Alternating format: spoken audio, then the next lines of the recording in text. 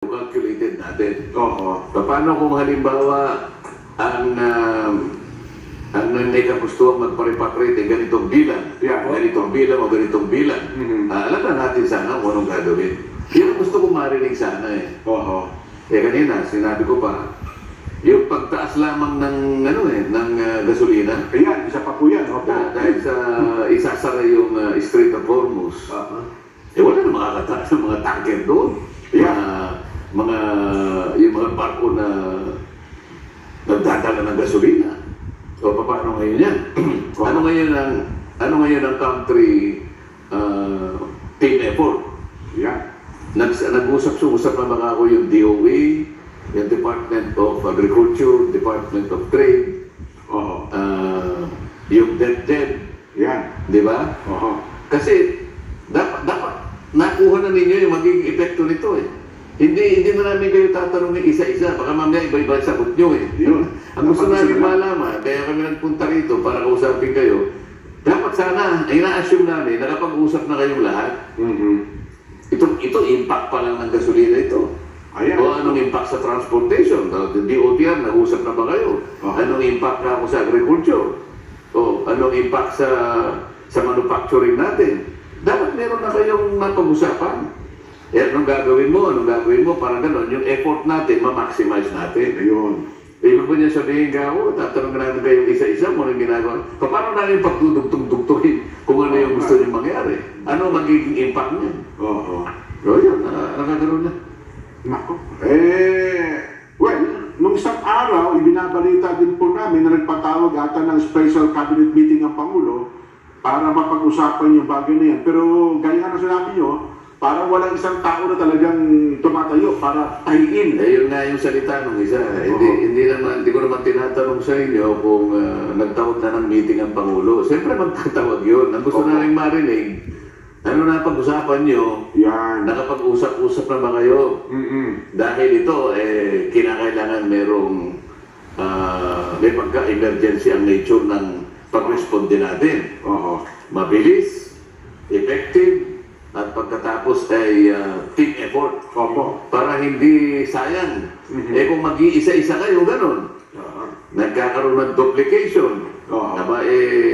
Imbes na maayos nyo, kanya-kanya. Kailangan lang may pag-uusap na. So sa mga tweet ka ako pagkatapos ng ilang araw, Oo. wala pa kayong sasabihin sa akin pala. Dapat may mga konkretong programa na kagad, ano? Meron. Yun. Wala silang masabi. Nako.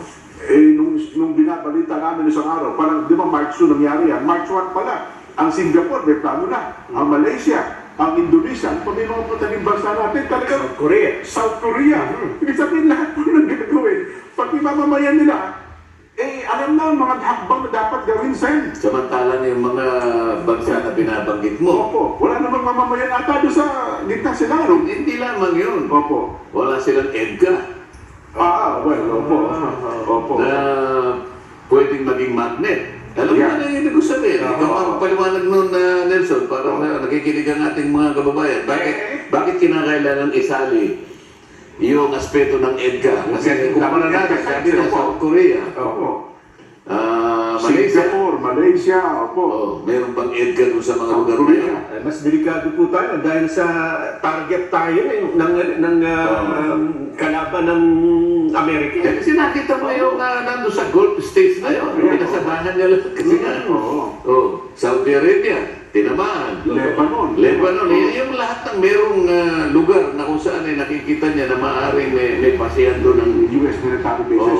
paano tayo may EDGA. Ngayon, Oo. yung paliwanag nga nung representative ng kanina, Oo. si Mr. Lechanova na ano yung pangalan niya. Opo. Paano kaya ito ako? Kasi tayo, nagkakaintindihan tayo, nilagay natin sa ating patakaran na ang mga military bases na to, ay pag-aari ng ating pamahalaan. Tayo may-ari. Tayo may control. Tayo nagmamanage. Maliwanag yun sa atin. Tayo nag-uusap Di ba? Opo. Pero baka mabasa nila nga ako yung Article 3. Opo. Kasi dito, meron ka sinabi Sa Article 3, Section 3 and 4 ata, dalawa eh. Binibigyan ka niya ng karapatan Yan. na sila ang mag-control doon sa mga selected na lugar. Yes, yung mga sites na yan. Oo, sa magitan ng mga budget at material. Kanya yung material kasi mga gamit, mga ammunition ito eh. Oo. Sa mga ito, hindi, ang control, hindi lang sa atin. O, di sinabi niya, di ko, kanya ganito. Di ba, huwag na ako makipag-debate sa akin. Tayong dalawa, naiintindihan natin yun. Tinan mo, naipaliwanag di ba sa Iran? Na ito ay hindi naman talaga base ng Amerika, kundi Pilipinas sa may-ari nito. O, yung iba nga eh, maliwanag na ang pagkakasulat eh. Meron pang lost in translation. Yes. O, ito pa kayang hindi mo naipaliwanag. Oo. Pinaliwanag mo ba na, mga kaibigan na taga-Iran, ganito po yung huwag niyo po kaming, huwag niyo pong, Hindi po kami magnet, ha? Hindi po kami sa project. Ako, delikado kami dyan. huwag po ninyong ipagkamali na ito pong nakalagay ng mga EDGA sites ay pag-aari po ng ganito, ganyan. Hindi po amin ito. Ito ay ginagamit lang po sa pagpatay ng mga kulisap at saka kung ganito. Kailangan ipaliwanag mo yun. Yan. Nagre-research yung mga yan eh. Paano kung nabuklat nila yung Article 3? Yan lang ang sinasabi ko. Ayun. Pero sabi ng, ayun ko, sino ba yung narinig ko nagbalita na sa? Sabi niya, hindi, napakalayo naman kasi ng Iran Oo. at saka ng Pilipinas. Hindi, tayo naman ay nasa malayong silangan naman na tayo. Hindi daw maabot. Milya ang layo, libong milya niya ang layo na yan. Yun lang bang para? Wala, yun lang bang paraan nyo? Ang dami naman nilang magagawa para, halimbawa, kung talagang gusto nilang gantihan tayo, huwag naman. Kaya kailangan maging malinaw tayo. Ayun. Mag-inanda tayo. Ipagpauna na natin sa kanila. Pagkatapos, Huwag na kami may damay-damay dyan. pagkatapos sabi niya, may nagtanong eh, ano po ba kanya yung contingency plan ninyo? Ganyan. Oo. Wala pa naman kami nababalitaan na ganyan. Sabi ko, maghihintay ka ba ako ng balita? Dapat nga ako, ikaw proactive. Oo. Ayan, kung i-calculate mo, ayan ang mukha niyang Article 3 na yan. Paano kung nabasa nila, anong gagawin mo? Dapat magpaliwanag ka na ngayon. Proactive ka, hindi ka reactive. Wala namang masama doon po. So, Ang problema, isa pa sa nabanggit doon sir, mukhang telepono lang, natatawagan sa mga imbahada pa rin natin daw magdamag na tumatawag ang mga OFWs natin. At ano sumasagot?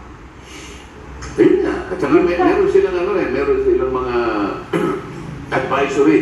Oo. Ilang bansa yun? Halos 10 bansa eh. Ako yung kami doon sa Lebanon, Yes. Pakistan, Iran, Iraq, mga ganyan, Jordan.